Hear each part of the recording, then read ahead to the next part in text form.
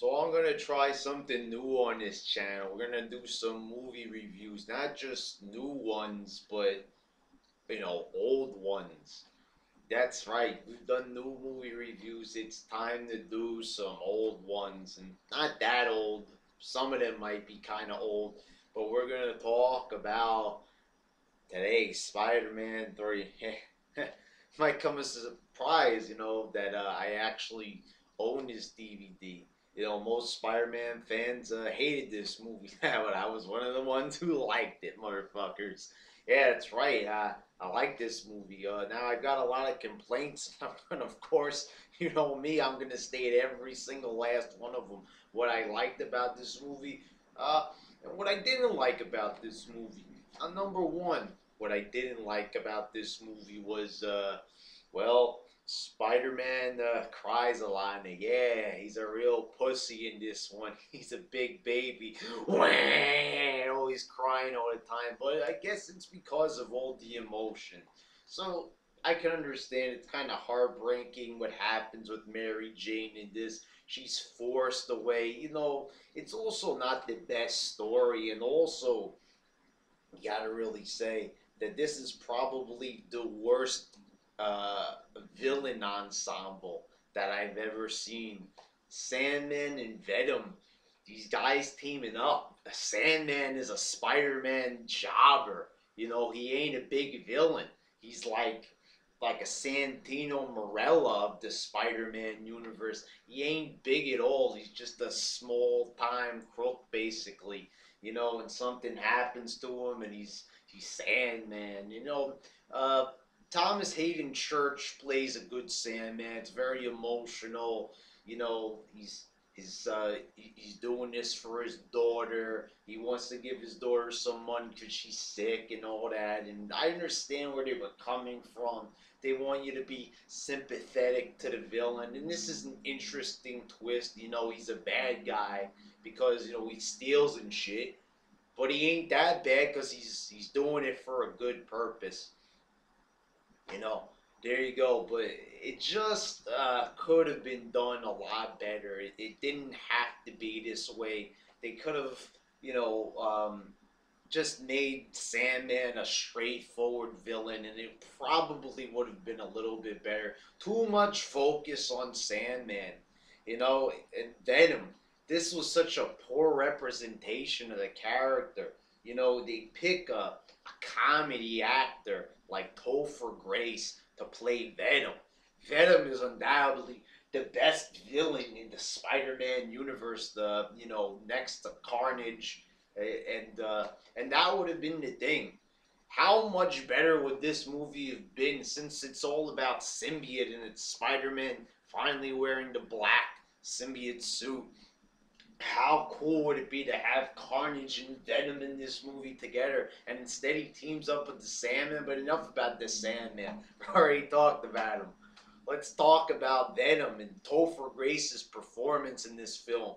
Catastrophe. Fucking catastrophe. It was horrible. They pick a goofball from that '70s show to portray one of the most monstrous, awesome villains of all time in any universe.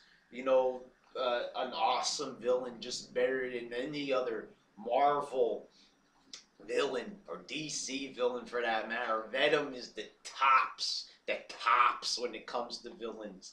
And just Carnage is maybe on the same level, or maybe a slightly distant second place. But Venom is the tops, baby. But he's not even that big. Topher Grace isn't a big guy, and Venom is like 6'5". Eddie Brock is gigantic. He's a guy who works out. He's all pumped up and shit.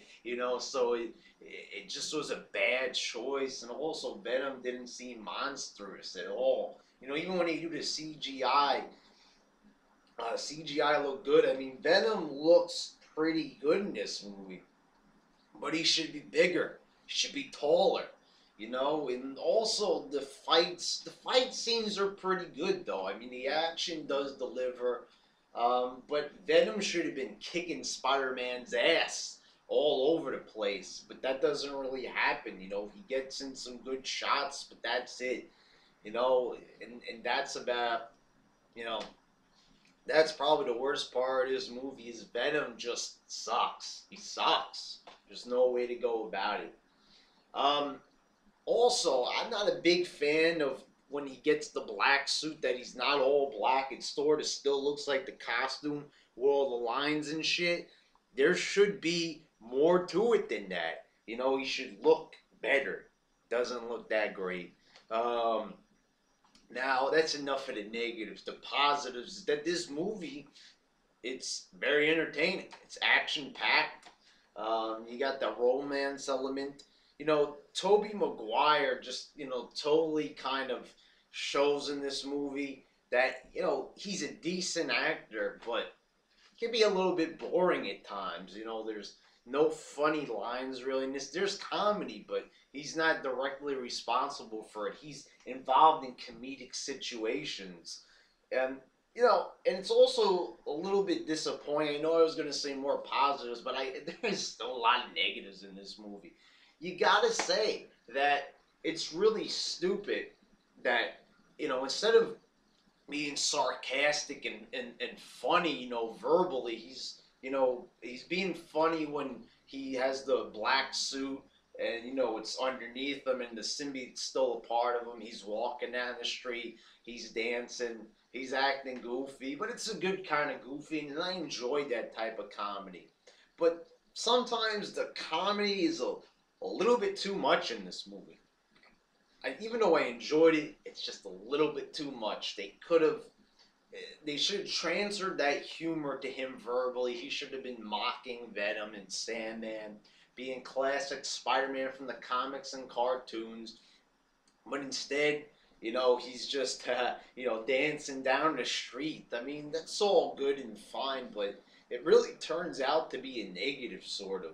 You know, they shouldn't have gone that distance. But you know, here's another positive I gotta say. So you know, it's a decent performance from Tobey Maguire, but ultimately Andrew Garfield would come along and he would just pretty much crush Tobey Maguire's performance altogether and be ultimately the superior Spider-Man actor.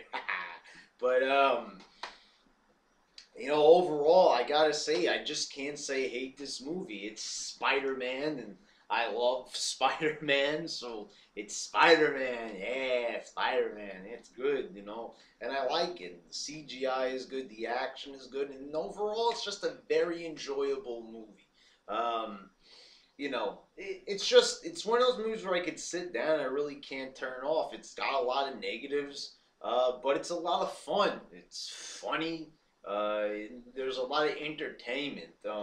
There's a lot of loose ends, and Sam Raimi, you know, he just quits the project of Spider-Man, leaving all this loose-ended shit. You know, Mary Jane, they get back together in the end, and you know, they just fucked up by ending this shit.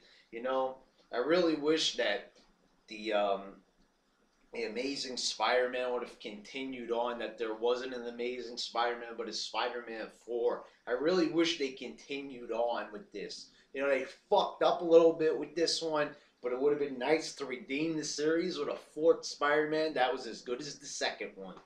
Um, so yeah, there you go. This movie is not that bad. I give it a 7 out of 10. 7 out of 10, motherfuckers, you know. 7 out of 10. It ain't that bad. Sam Raimi kind of fucked up with this one, but it's a pretty decent superhero movie. And when you compare it to the original Hulk movie with Eric Bana and the Green Lantern movies and Daredevil, they're sure this is sure a shit ton better than that. Than those fuck cakes, I'll tell you that right now.